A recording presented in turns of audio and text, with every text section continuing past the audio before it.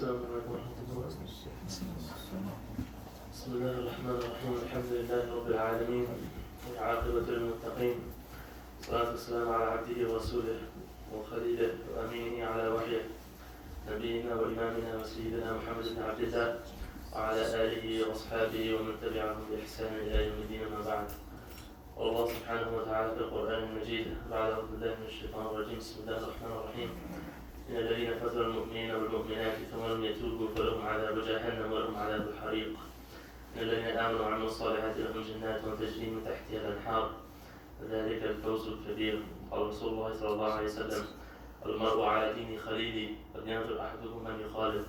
ويقول النبي صلى الله عليه وسلم: من رأى منكم منكرا فليغيره بيده، فإن لم يستطع فبلسانه، فإن لم يستطع فبقلبه، وذلك أضعف الإيمان.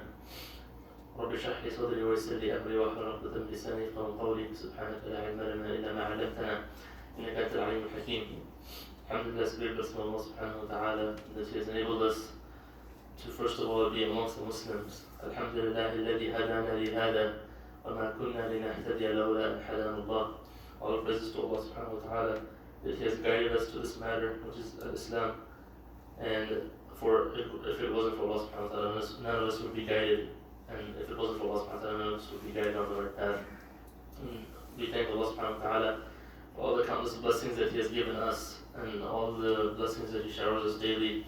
And we thank Him for leading us from the Ummah of Rasulullah sallallahu alaihi wasallam, which is also one of the great blessings that Allah subhanahu wa ta'ala has enabled us. And we thank Allah subhanahu wa ta'ala for all the other bounties when it comes to this dunya as well, all the ease Allah subhanahu wa ta'ala has given us compared to others who, they're fighting daily. In the morning when they wake up, they don't know how they're going to feed their family at night. Allah subhanahu wa ta'ala has saved us from such trials and tribulations. But this is also a different test where we have to be thankful to Allah subhanahu wa ta'ala. Just because He has given us, giving someone something is also a test, and taking away something is also a test. When Allah subhanahu wa ta'ala takes away, then Allah subhanahu wa ta'ala is testing for a person's patience. When Allah subhanahu wa ta'ala gives, He's testing for a person's shukr and thanks to Allah subhanahu wa ta'ala. So we should always be thankful to Allah subhanahu wa ta'ala for enabling us to do everything we do, because any good that comes to us is from Allah subhanahu wa ta'ala, and anything bad that comes to us is also from Allah subhanahu wa ta'ala. And the grateful servant, as Allah mentioned in the hadith, that every affair of the believers is wondrous for the believers, because when anything good comes upon him, he is always thankful to Allah subhanahu wa ta'ala. When anything bad falls upon him, he is again thankful to Allah subhanahu wa ta'ala, but he is also patient. And we ask Allah subhanahu wa ta'ala to make us amongst those who are always thankful to Him and who are always patient. And as Allah subhanahu wa ta'ala mentions in the Quran, in Surah Al-Buruj, Allah subhanahu wa ta'ala mentions the story of the people of the trench. Allah subhanahu wa ta'ala says, السماء ذات البروج واليوم الموعود وشاهد ومشهود قتل أصحاب الأخدود. That the people of the trench, they were killed. Allah subhanahu wa ta'ala goes on and says, إن الذين فتنوا المؤمنين والمؤمنات ثم لم يتوبوا فلهم عذاب جهنم ولهم عذاب الحريق. That those who killed the believing men and believing women, and did not repent, Allah subhanahu wa ta'ala has prepared for them a giant punishment. And those who believed in Allah subhanahu wa ta'ala has prepared for them gardens beneath which rivers flow. And that is the greatest success. And if you read the tafsir of Surah Al-Buruj, Ibn Kathir is a simple one, but if you read the tafsir of the Surah Al-Buruj, Rasulullah mentions in hadith of Abu Sa'id al-Khudri about the story that surrounds the people of the trench, how there was a young boy, he was very adolescent age, and he used to live in a city. This took place about 2 generations before Abraha came to destroy the Kaaba. And so it took place in Yemen, around Sana'a, which is present-day Sana'a. And there lived, in the city, there lived a king, and he had a magician. And when the magician grew old, he said to the king that, I'm old and frail, I may die any day now, so I need someone I can mentor, so he can take my place when I die. So the king said, okay. So they held a contest to see, which kids are most talented in this practice of magic. And when they did the contest, one boy came, and he lived very far away from the city, and he was very poor, and he lived very far away from the city. So they said he's going to succeed me in becoming the magician next. So every day the boy used to leave his town, leave his village, and go to the city to take lessons from the magician so he can replace him. So as he was going one day, he came across a cave on the way where there was sitting a monk, and at that time they used to practice the deen of Isa alayhi salam, and he was reciting something from the Injil. And so the boy was, something became different to him, because in the city when he used to go, the magician used to teach him different tricks to fool the people into thinking that the king is their god. So they used to worship the king. And when he heard the Injil, when the monk was reciting the Injil to him, it was something new to him, because he was mentioning Tawheed of Allah subhanahu wa ta'ala, how only Allah subhanahu wa ta'ala is to be worshipped. He is the one who created the heavens and the earth, the mountains, the rivers, nothing flows besides the will and wish of Allah subhanahu wa ta'ala. And he is greater than everything, the king that he has everything. One day he will breathe his last, and his breath is also, Allah subhanahu wa ta'ala knows when it is, and he cannot delay that for even 1 second. Allah subhanahu wa ta'ala has written it, this is the time of his death. No matter how much power he has, no matter how much money he has, he cannot delay that time of death for even 1 second, or one blink of an eye. And when he read that, it struck to him as something different, but he kept going back and forth to the lessons with the magician. And he would question, he was fighting in between himself that, is the monk right or is the magician right? Because with the magician, I see so much power. When I do the magic, everybody's subservient to me. Everybody's awestruck. Look how powerful this magician is. Look how he's able to, turn his ropes into snakes, make illusions that nobody has seen before. And so once, as he was going back to the city for one of his lessons, he came across a marketplace. And in the marketplace, there was a giant animal that was blocking the path for people to cross by. And people were trying different things. They were throwing pebbles at him, stones at him, and the animal would not move. And so when the boy came, everybody knows who the boy is, that this is the guy that's going to succeed the magician. So they told him, you're the one, you should have the power to remove this animal. So the boy cast his spell, whatever he was going to cast, and the animal did not move. So he said, this is a good time, and he kneeled and he asked Allah subhanahu wa ta'ala, he said, oh Allah, if the way of the monk is dearer to you than the way of the magician, then remove this beast with the help of this stone. And so he said Bismillah, and he tossed the pebble at the animal, and the animal was killed and got rid of his way. So all the people asked him, what did you do? That initially you cast a spell, nothing happened. So he said, the king and the magician, they really have no power. It's just illusions that they're trying to fool you with, but only the real power is with Allah subhanahu wa ta'ala. وَلَا حَوْلَ وَلَا قُوَّةَ إِلَّا بِاللَّهِ. There's no power, no might except Allah subhanahu wa ta'ala.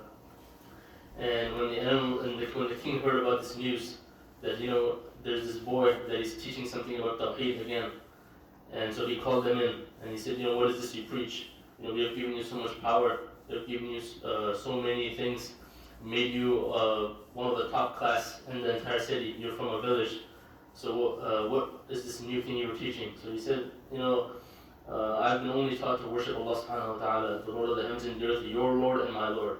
And the king obviously used to call himself a God himself. And he said, take him to the top of the mountaintops and throw him from the top of the mountains, and go and ask him up there, who's his Lord up there? If he says me, then bring him back. But if he says Allah again, then toss him off the mountain. So they take him up to the mountain, and the boy starts fearing, and he starts praying to Allah subhanahu wa ta'ala, Allah save me, because if they toss me off and I'm killed, maybe your message of Islam might die with me. So, and that's normal to feel fear. Sometimes we think that when somebody reaches a high level of Iman, that people are transcendent from any human emotion. But even if you look to the story of Musa alayhi salam, when Allah subhanahu wa ta'ala says, اذهب إلى فرعون إنه طغى فقولا له قولا لينا لعله يتذكر أو يخشى. Go to Fir'aun, for indeed he has transgressed. And when you go to him, talk to him in a very nice manner. And then Musa alayhi salam, Harun alayhi salam, they make the dua, قال ربنا إننا نخاف, that oh Lord, we fear that what he's going to do to us when we go to him. Then when Musa alayhi salam eventually goes to Fir'aun, in the court of Fir'aun, when the magicians, they cast their spell, Allah subhanahu wa ta'ala says, فَأَوْجَسَ فِي نَفْسِهِ خِيفَةً مُوسَى, and inside Musa alayhi salam came fear. And Allah subhanahu wa ta'ala says, قُلْنَا لَا تَخَفْ إِنَّكَ أَنْتَ الْأَعْلَى, do not fear, that you are indeed superior to them. فَأَلْقِ مَا فِي يَمِينِكَ تَلْقَفْ مَا صَنَعُوا إِنَّمَا صَنَعُوا كَيْدُ سَاحِرٍ وَلَا يُفْلِحُ السَّاحِرُ حَيْثُ أَتَى. That cast what Allah subhanahu wa ta'ala has given you in the right hand, cast that, because indeed magicians can never be successful. فَأَلْقِيَ السَّحْرَةُ سُجَّدًا قَالُوا آمَنَّا بِرَبِّ هَارُونَ وَمُوسَى, that when Musa alayhi salam threw the stick and it turned into a snake, that the magicians, they prostrated in front. They said, we believe in the Lord of Musa and Harun. So fearing the human emotion There's nothing, even if you have a highest level of iman, like Musa alayhi salam, he's ulul azam, 5 big usul, but even he feels fear, which isn't normal. So when they took him to the mountaintop, he felt fear and he made dua to Allah subhanahu wa ta'ala, oh Allah, save me however you wish. And Allah subhanahu wa ta'ala sent a powerful wind, and Allah subhanahu wa ta'ala destroyed the army that had came with him, and the boy survived. So he went back to the city, and then when he was in the city, people used to come to him and ask him, can you cure me? Can you cure me from blindness? Can you cure me from leprosy? And he used to cure everything. And so some of the misconceptions was coming that instead of the king, they were diverting their worship to him. And that's why Allah subhanahu wa ta'ala, whenever he mentions the miracles of the Prophet, he says it is only through Allah subhanahu wa ta'ala that any of this happens. Because the person himself, some people when you see someone do something, you might associate it with him. That's why Allah subhanahu wa ta'ala, even when he mentions Isa alayhi salam, that Isa alayhi salam used to raise people from the dead. That in Surah Al-Ma'idah, Allah subhanahu wa ta'ala says, وَإِذْ قَالَ اللَّهُ يَا عِيسَى ابْنَ مَرْيَمَ اذْكُرْ نِعْمَتِي عَلَيْكَ وَعَلَى وَالِدَتِكَ إِذْ أَيَّدتُّكَ بِرُوحِ الْقُدُسِ تُكَلِّمُ النَّاسَ فِي الْمَهْدِ وَكَهْلًا وَإِذْ عَلَّمْتُكَ الْكِتَابَ وَالْحِكْمَةَ وَالتَّوْرَاةَ وَالْإِنْجِيلَ وَإِذْ تَخْلُقُ مِنَ الطِّينِ كَهَيْئَةِ الطَّيْرِ بِإِذْنِي فَتَنفُخُ فِيهَا فتكون طَيْرًا بإذني وتبرئ الأكمه والأبرص بإذني وإذ تخرج الموتى بإذني. Allah subhanahu wa ta'ala continuously said بإذني, only through what Allah subhanahu wa ta'ala wills. Because sometimes maybe if a Christian reads the Quran and he says, oh, you guys say that Isa alayhi salam raised people from the dead, so they attribute divinity to him. Allah subhanahu wa ta'ala immediately says بإذني. It's only through Allah subhanahu wa ta'ala anything happens. And always Allah subhanahu wa ta'ala reminds you about tawakkul on Allah, relying upon Allah subhanahu wa ta'ala. And so when the boy used to do miracles and stuff, he used to remind people that everything happens by the wish of Allah subhanahu wa ta'ala. So the king got hold of him again, and he asked him, what happened, and he said, Allah subhanahu wa ta'ala sent a powerful wind that destroyed their army. And so they took him to the middle of the ocean and they tied him to a rock. And they said, ask him again. If he believes in me, then leave him and bring him back. If he says Allah again, then toss him overboard. They took him to the middle of the ocean.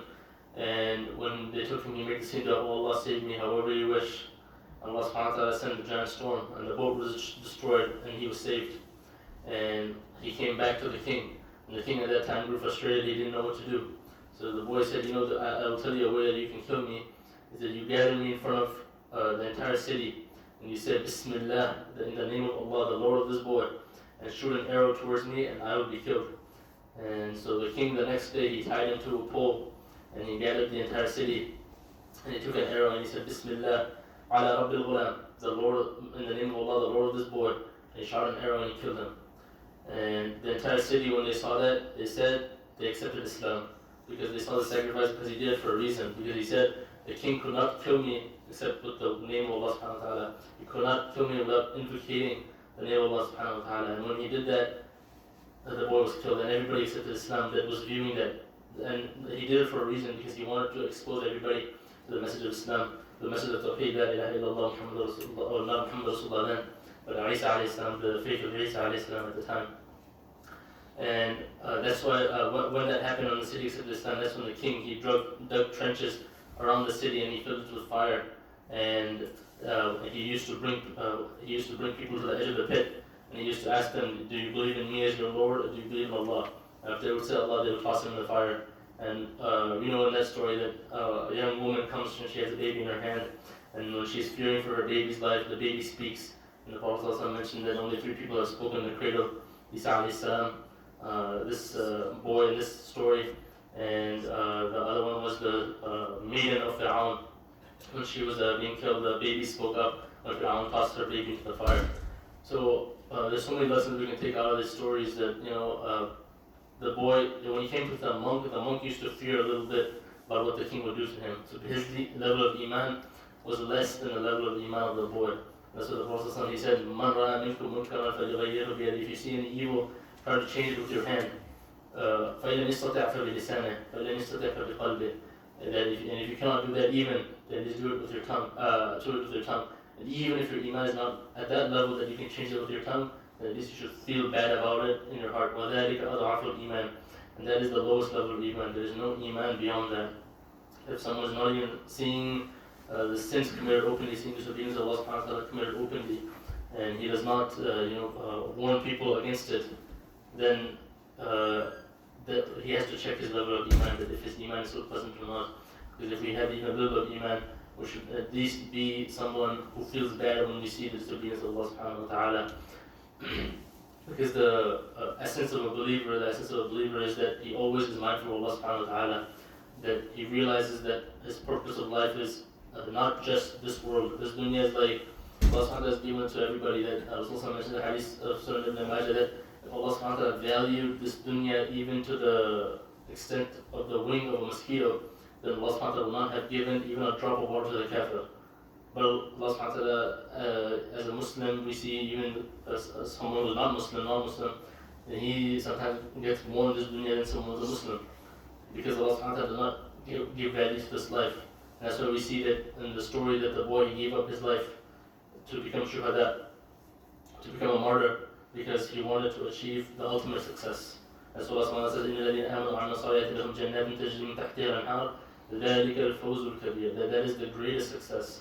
And every success that we get in this life, it's always, there's some limit to it. And you can be happy one day, the next day you can be frustrated, the next day you can be sad, the next day you can be depressed, and then the following day you can be again happy and ecstatic again.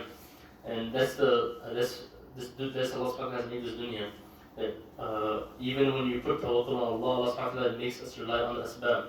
That the famous hadith that a man, Rasulullah, he saw a man was coming into Masjid al-Nabawi, and he came in with his camel, but he left his camel untied and he walked into the masjid. So Rasulullah, he told the man that, why don't you tie your camel? And he said, I have tawakkul on Allah, I trust Allah. So Rasulullah, he said, tie the camel first and then have tawakkul on Allah. Because Allah subhanahu wa ta'ala makes us rely on the asbab in this dunya. And that he comes with a divine intervention after dua. But we don't know when. Because even if you look at the Prophet, sometimes when a person makes a dua in this life, he expects like an immediate, I make the dua and I turn around and Allah subhanahu wa ta'ala accepts the dua. But even if you look to the lives of the Prophet, Zakaria alayhi salam, Ibrahim alayhi salam, they can dua for 80 years, 90 years. Oh Allah, give me a righteous son. And Allah subhanahu wa ta'ala after 80, 90 years accepts the dua. So imagine the patience that the Anbiya had. They kept making the dua over and over. Allah subhanahu wa ta'ala eventually accepted the dua. So one of the conditions of acceptance of the dua is consistency. That you could continually ask Allah subhanahu wa ta'ala. Because indeed Allah subhanahu wa ta'ala is all hearing and all seeing. يقول الله جل وعلا وقال ربكم ادعوني أستجب لكم إن الذين يستكبرون عن عبادته سيدخلون جهنم داخلين. Indeed Allah subhanahu wa ta'ala says that, call unto me and I will answer. But we also need to know the conditions, how we ask Allah subhanahu wa ta'ala, how we go about asking Allah subhanahu wa ta'ala the favors of Allah subhanahu wa ta'ala, and how we thank Allah subhanahu wa ta'ala for everything He has given us. Rasulullah, he always used to praise Allah subhanahu wa ta'ala before and after every salah. This famous dua that Rasulullah used to say, he said, Allahumma an, أحق من ذكر وأحق من عبد وأنصر من ابتغي ورعاف من ملك وأجود من سئل وأوسر من أعطى أنت الملك لا شريك لك والفرد لا ند لك كل شيء هالك إلا وجهك لن تطاع إلا بعلمك ولن تعصى إلا بإذنك ولن تعصى إلا بعلمك تطاع فتشكر وتعصى فتغفر أقرب شهيد وأدنى حفيظ قلت دون النفوس وأخذت بالنواسي وكتبت الآثار ومسخت الآجال القلوب لك مفضية والسر عندك علانية الحلال ما أحللت والحرام ما حرمت الدين ما شرعت والأمر ما قضيت والخلق خلقك والعبد عبدك وأنت الله الرؤوف الرحيم. So Rasulullah used to make this praise of Allah subhanahu wa ta'ala every morning after the Fajr Salah. And Allah subhanahu wa ta'ala has created وَمَا خَلَقْتُ الْجِنَّ وَالْإِنسَ إِلَّا لِيَعْبُدُونِ. Allah subhanahu wa ta'ala has created this life. The person recognizes who his creator is. Allah subhanahu wa ta'ala, when we were in the land of the souls, Allah subhanahu wa ta'ala asked all of us, do you believe? And we all said, we believe. Allah subhanahu wa ta'ala brought us in this dunya to attest to what we said back then. And Allah subhanahu wa ta'ala removed the memory of it. Like we were in the womb of our mother, we were infants, 1 year old, but we don't remember anything that happened. But it's a reality that it did happen. In the land of the souls is a reality that did happen. Allah subhanahu wa ta'ala has removed the memory of it. And He's testing us in this life to see who is the one that's going to do good and who is the one that's going to do evil. Allah subhanahu wa ta'ala will judge us based on that. That's why Ibn Qayyim, he mentions in his book Za'ad al-Ma'ad, he says that when Adam alayhi salam, when all of us were seeking the Jannah, when Adam alayhi salam, he was taken out of the Jannah for one sin, for one mistake. How is the son of Adam asking for Jannah when he sins every hour?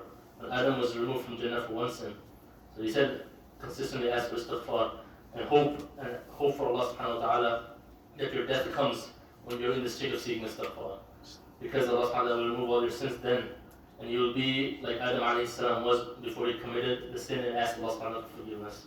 And so we ask Allah subhanahu wa ta'ala, to make us those who consistently seek forgiveness from Him, who consistently thank Him, and we ask Allah subhanahu wa ta'ala that He accepts all our dua, all our supplications, all our worship, because indeed Allah subhanahu wa ta'ala is the one who hears and sees everything. سبحانك اللهم وبحمدك أشهد أن لا إله إلا أنت أستغفرك وأتوب إليك. صلى الله وسلم وبارك على نبينا محمد وعلى آله وصحبه أجمعين. Those who came there, they can pray this one.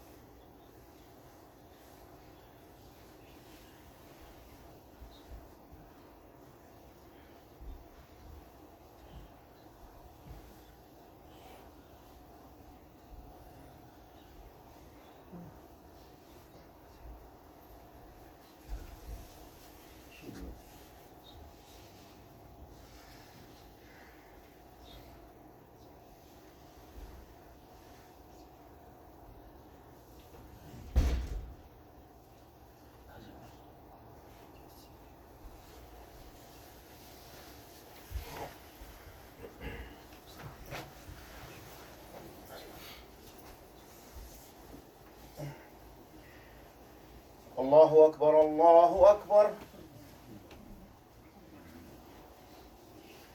الله أكبر الله أكبر أشهد أن لا إله إلا الله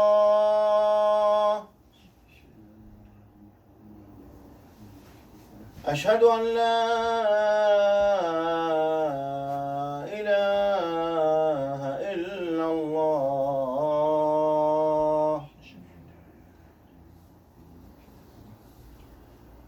أشهد أن محمدًا رسول الله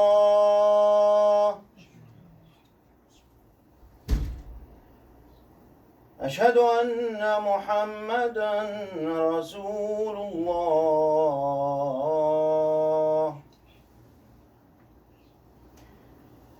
حي على الصلاة حي على الصلاة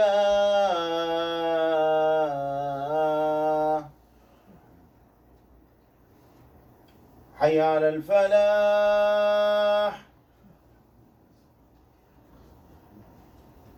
حي على الفلاح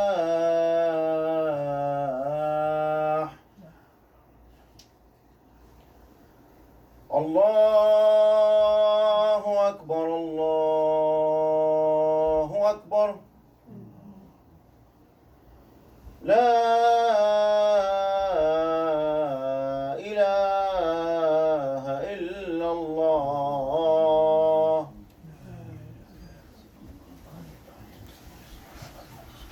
الحمد لله نحمده ونستعينه ونستغفره ونؤمن به ونتوكل عليه.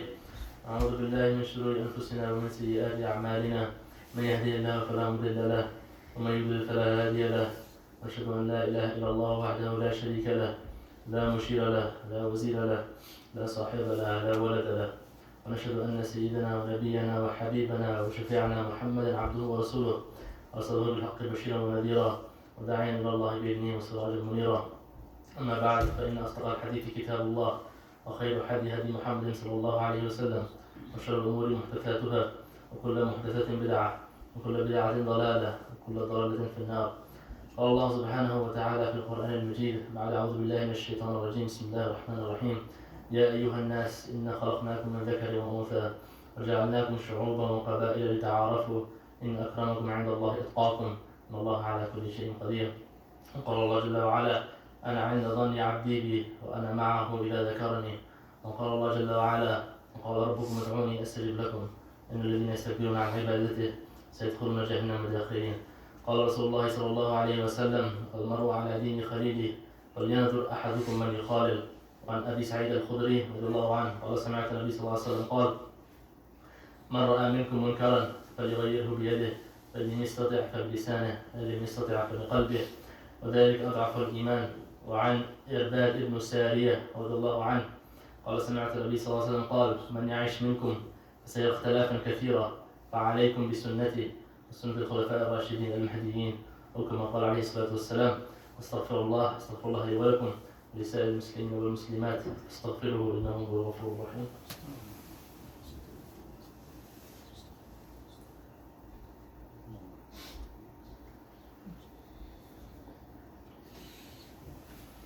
الحمد لله حمدا كثيرا طيبا مباركا فيه، إن الله وملائكته يصلون على النبي يا أيها الذين آمنوا صلوا عليه وسلموا تسليما. اللهم صل على محمد وعلى آل محمد كما صليت على إبراهيم وعلى آل إبراهيم إنك حميد مجيد.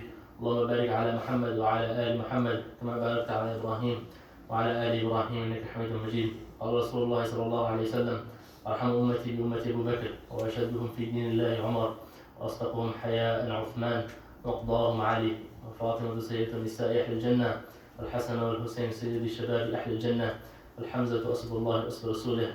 اللهم اغفر العباس من ولده مغفرة وظاهرة وباطنة. اللهم أعز الإسلام والمسلمين وأذل الشرك والمشركين ودمر أعداء الدين برحمتك يا أرحم الراحمين. اللهم لا سهل إلا ما جعلته سهلا، فأنت تجعل الحزن إذا شئت سهلا. اللهم أرنا الحق حقا وارزقنا اتباعه، وأرنا الباطل باطلا وارزقنا اجتنابه. اللهم إني أسألك علما نافعا ورزقا واسعا وقلبا خاشعا وإيمانا كاملا ويقينا صادقا ولسانا ذاكرا وأولادا صالحا وتوبة قبل الموت وراحة عند الموت ومغفرة ورحمة بعد الموت وعملا متقبلا وشفاء من كل داء والجنة الفردوس ونعيما مقيما. ربنا تقبل منا إنك أنت السميع العليم، وتب علينا إنك أنت التواب الرحيم. وصلى الله وسلم وبارك على نبينا محمد وعلى آله وصحبه أجمعين. عباد الله، إن الله يأمر بالعدل والإحسان وإيتاء ذي القربى وينهى عن الفحشاء والمنكر والبغي يعظكم لعلكم تذكرون. فاذكروني أذكركم واشكروا لي ولا تكفرون. أقيموا الصلاة. الله أكبر الله أكبر. أشهد أن لا إله إلا الله أشهد أن لا إله إلا الله أشهد أن محمدا رسول الله أشهد أن محمدا رسول الله. حي على الصلاة حي على الصلاة حي على الفلاح حي على الفلاح. قد قامت الصلاة قد قامت الصلاة. الله أكبر الله أكبر. لا إله إلا الله. استووا واعتدلوا واستقيموا ورحمة الله. الله أكبر. الله